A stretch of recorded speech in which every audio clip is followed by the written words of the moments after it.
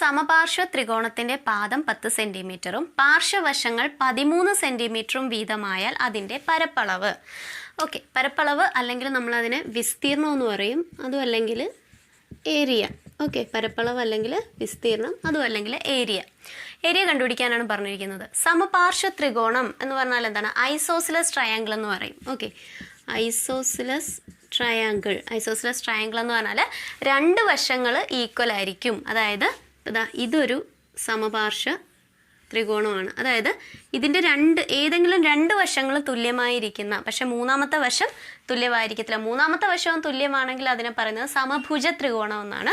ഇത് സമപാർശ്വ ത്രികോണം എന്ന് പറഞ്ഞാൽ ഏതെങ്കിലും രണ്ട് വശങ്ങൾ ഈക്വലായിട്ട് വരുന്ന ട്രയാങ്കിളിനെയാണ് അല്ലെങ്കിൽ ത്രികോണത്തെയാണ് നമ്മൾ സമപാർശ്വ ത്രികോണം അല്ലെങ്കിൽ ഐസോസിലസ് ട്രയാങ്കിൾ എന്ന് പറയുന്നത്. ഓക്കെ, അപ്പോൾ ഇങ്ങനെയുള്ള ട്രയാങ്കിൾ, ഇനി ഇതിൻ്റെ മെഷർമെൻറ്റ് എപ്പോഴും മാത്സിൽ ഇതുപോലെ ജോമെട്രിയിലൊക്കെ നമുക്ക് ക്വസ്റ്റ്യൻ കിട്ടിക്കഴിഞ്ഞാൽ ഏറ്റവും ആദ്യം ചെയ്യേണ്ടത് എന്താണെന്നുള്ളത് നമ്മളൊന്ന് റഫ് ഫിഗർ വരച്ച് നോക്കുക. റഫ് ഫിഗർ വരയ്ക്കാതെ ഒരിക്കലും ചെയ്യാൻ നിൽക്കരുത്. റഫ് ഫിഗർ വരയ്ക്കുമ്പോൾ തന്നെ നമുക്കൊരു ഐഡിയ കിട്ടും. ഇപ്പം ഒന്നും അറിയാത്ത ക്വസ്റ്റ്യൻസ് ആണെങ്കിലും നമ്മൾ റഫായിട്ടൊരു പടം വരച്ച് അതിനകത്ത് കിട്ടിയ മെഷർമെൻറ്റ്, അതിൻ്റെ അളവുകളൊക്കെ ഒന്ന് എഴുതി കഴിയുമ്പോഴത്തേക്കും നമുക്ക് എന്താ ചെയ്യേണ്ടതെന്ന് ഒരു ചെറിയ ഐഡിയ എങ്കിലും വരും. ഓക്കെ, അപ്പോൾ ആദ്യം ചെയ്യേണ്ടത് റഫ് ഫിഗർ വരയ്ക്കുക. ഇതിനകത്ത് പറഞ്ഞിരിക്കുന്നത് പാദം 10 സെൻറ്റിമീറ്റർ എന്ന് പറഞ്ഞിട്ടുണ്ട്.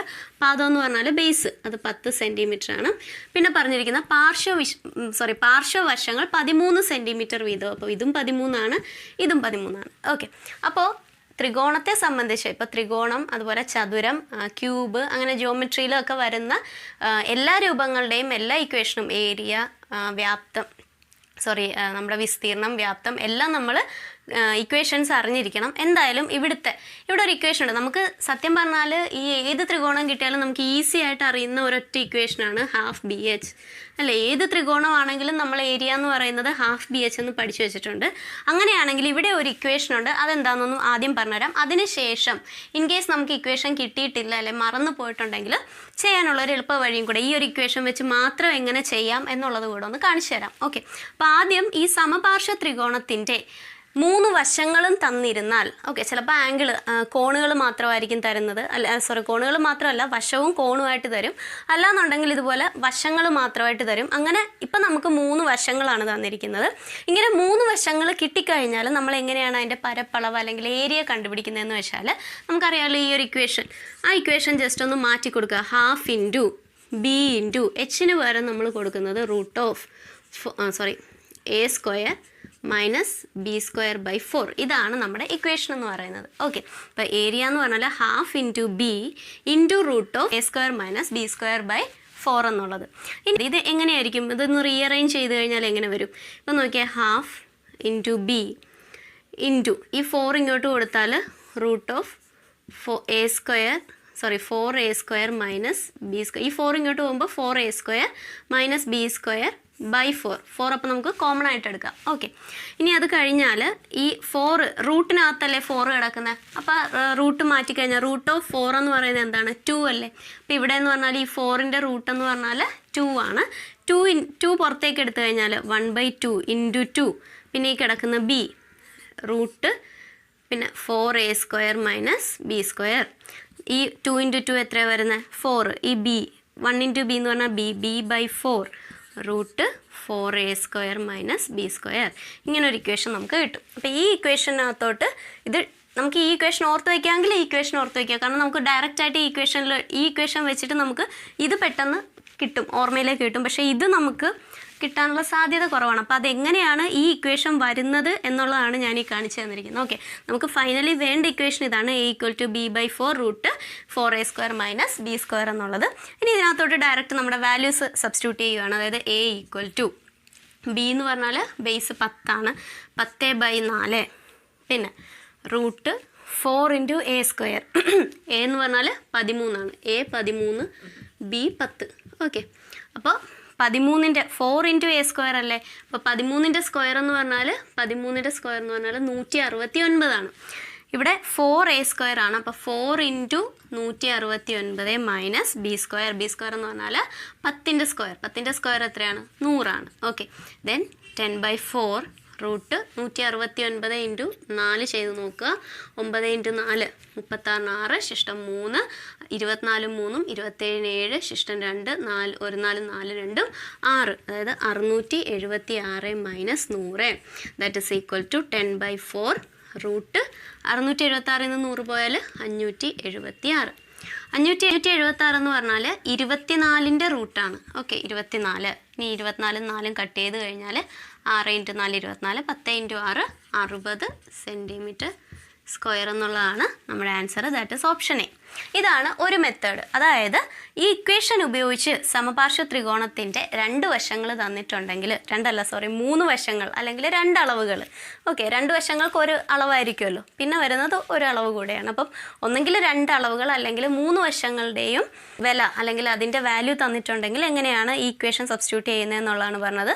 ഇതിപ്പം ആക്ച്വലി നമ്മുടെ ഇക്വേഷൻ ഇതാണ്. പക്ഷേ ഈ ഇക്വേഷൻ പെട്ടെന്ന് നമുക്ക് ഓർമ്മയിൽ കിട്ടിയില്ലെങ്കിൽ ഈ ഹാഫ് ബി എച്ചിൽ നിന്ന് എങ്ങനെയാണ് ഈ ഇക്വേഷനിലേക്ക് വരുന്നതെന്നുള്ള സ്റ്റെപ്സാണ് ഈ കാണിച്ചു തന്നിരിക്കുന്നത്. അതായത് ഹാഫ് ബി എച്ച് ഓർത്ത് വയ്ക്കാൻ എളുപ്പമാണല്ലോ. അപ്പോൾ അതിനകത്തുനിന്ന് പെട്ടെന്ന് ഈ ഇക്വേഷനിലേക്ക് വരാനായിട്ട് എച്ചിന് പകരം a² - b²/4 എന്ന് ഓർത്ത് വയ്ക്കുകയാണെങ്കിൽ നമുക്ക് ആ ഇക്വേഷൻ ഇവിടെ ഫൈനലി കൺക്ലൂഡ് ചെയ്യാനായിട്ട് സാധിക്കും. അതിനുശേഷം ആ ഇക്വേഷനിൽ നമ്മുടെ വാല്യൂസ് സബ്സ്റ്റിറ്റ്യൂട്ട് ചെയ്ത് കണ്ടുപിടിച്ചു. That is option A 60 centimetre square.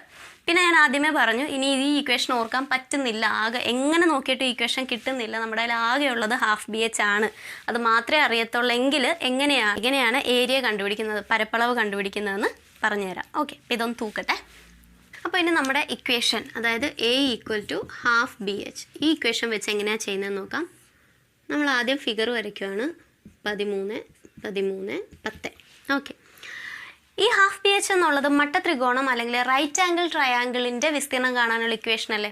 അപ്പം നമ്മുടെ കയ്യിലുള്ളത് മട്ടത്രികോണമല്ല. പക്ഷേ അതിനെ എങ്ങനെ മട്ടത്രികോണമാക്കാം? ഇങ്ങനെ കറക്റ്റ് 2ആയിട്ട് ഭാഗിച്ചു കഴിഞ്ഞാൽ 2 മട്ടത്രികോണം നമുക്ക് കിട്ടുന്നുണ്ട്. 1 2. ഓക്കെ, മട്ടത്രികോണത്തിൻ്റെ പ്രത്യേകത ഒരു ആംഗിൾ 90 ഡിഗ്രി ആയിരിക്കും, ഒരു കോൺ എന്ന് പറയുന്നത് 90 ഡിഗ്രി ആയിരിക്കും. അതാണ് ഈ വരച്ച് മാർക്ക് ചെയ്തിരിക്കുന്നത്. കണ്ടോ, ഇത് 90 ഡിഗ്രി, ഇത് 90 ഡിഗ്രി. അതായത് ഇതൊരു മട്ടത്രികോണമാണ്, ഇതും ഒരു മട്ടത്രികോണമാണ്. അങ്ങനെയാണെങ്കിൽ ഈ ഇക്വേഷൻ യൂസ് ചെയ്ത് ഇതിൻ്റെ വിസ്തീർണവും ഇതേ ഇക്വേഷൻ യൂസ് ചെയ്ത് രണ്ടാമത്തെ മട്ടത്രികോണത്തിൻ്റെ വിസ്തീർണവും കണ്ടുപിടിച്ചിട്ട് രണ്ടും കൂടെ കൂട്ടിയെടുത്താൽ മതിയാവുമല്ലോ അല്ലേ. അപ്പോൾ നമ്മളത് ചെയ്യാൻ പോവാണ്. ആദ്യം നമ്മൾ ഒന്നാമത്തെ മട്ടത്രികോണം കൺസിഡർ ചെയ്താൽ ഇതാണ് നമ്മുടെ കയ്യിലുള്ള ഒന്നാമത്തെ മട്ടത്രികോണം. ഇത് 13 സെൻറ്റിമീറ്റർ ആണ്. ഇത് നമുക്ക് അറിയത്തില്ല, അതായത് ഈ ഹൈറ്റ്, ഈ വരച്ചിരിക്കുന്ന സൈഡ് നമുക്ക് അറിയത്തില്ല. ഇത് ടോട്ടൽ 10 സെൻറ്റിമീറ്റർ അല്ലേ. അപ്പോൾ ഇതിനെ കറക്റ്റായിട്ട് 2ആയിട്ട് കട്ട് ചെയ്താൽ ഒരു സൈഡ് എന്ന് പറഞ്ഞാൽ അല്ലെങ്കിൽ ഒരു ഭാഗം എന്ന് പറഞ്ഞാൽ 5 സെൻറ്റിമീറ്റർ ആയി അല്ലേ.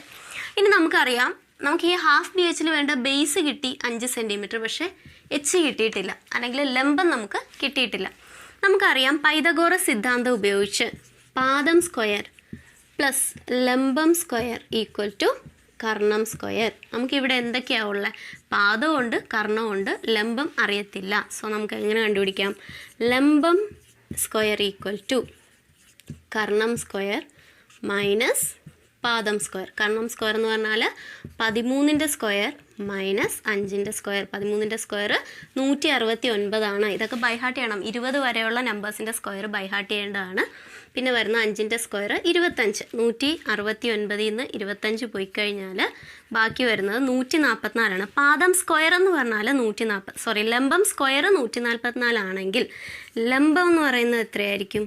Square root of 144, that is 12. അപ്പോൾ നമുക്കിവിടെ എത്രയാണ് കിട്ടിയത്? 12 സെൻറ്റിമീറ്റർ എന്ന് ആൻസർ കിട്ടി. Clear ആവുന്നുണ്ടല്ലോ.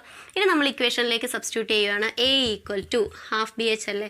So half into base നമുക്കറിയാം 5 into 12, that is equal to 2 കൊണ്ട് 12 കട്ട് ചെയ്ത് 6, 5 ഇൻറ്റു 6 30. അപ്പോൾ നമുക്ക് ഒന്നാമത്തെ മട്ടത്രികോണത്തിൻ്റെ വിസ്തീർണം കിട്ടി 30 centimetre square. Okay, 30 centimetre square എന്ന് കിട്ടി. രണ്ടാമത്തെ മട്ടത്രികോണം നോക്കിയാലും അവിടെയും അളവുകൾക്ക് വ്യത്യാസമില്ല. ഇതേ ത്രികോണം ഇങ്ങോട്ട് തിരിച്ചു വെച്ചിരിക്കുന്നു എന്ന് മാത്രമേ ഉള്ളൂ. അവിടെയും അളവുകൾക്ക് 13 സെൻറ്റിമീറ്റർ ആണ്, 5 സെൻറ്റിമീറ്റർ ആണ്. അങ്ങനെയാണെങ്കിൽ കിട്ടുന്ന 12 സെൻറ്റിമീറ്റർ എന്നായിരിക്കും. അങ്ങനെയാണെങ്കിൽ നമുക്ക് ഫൈനലി കിട്ടുന്ന വിസ്തീർണവും 30 സെൻറ്റിമീറ്റർ ആയിരിക്കും. അപ്പോൾ നമ്മൾ എന്ത് ചെയ്താൽ മതി? ഇതേ ഇൻറ്റു 30 ഇൻറ്റു 2 ചെയ്താൽ 60. ഓക്കെ, അതൊന്നും എഴുതേണ്ട ആവശ്യമില്ലല്ലോ അല്ലേ. 60 സെൻറ്റിമീറ്റർ സ്ക്വയർ. സോ നമ്മുടെ answer A, that is 60 centimetre square. അപ്പം ഇക്വേഷൻ ഉപയോഗിച്ച് എങ്ങനെയാണ് ചെയ്യുന്നതെന്നും കണ്ടു, അല്ലാണ്ട് ആകെ അറിയാവുന്ന ഈ ഒരൊറ്റ ഇക്വേഷൻ വെച്ച് എങ്ങനെ കണ്ടുപിടിക്കാമെന്നുള്ളതും പറഞ്ഞു.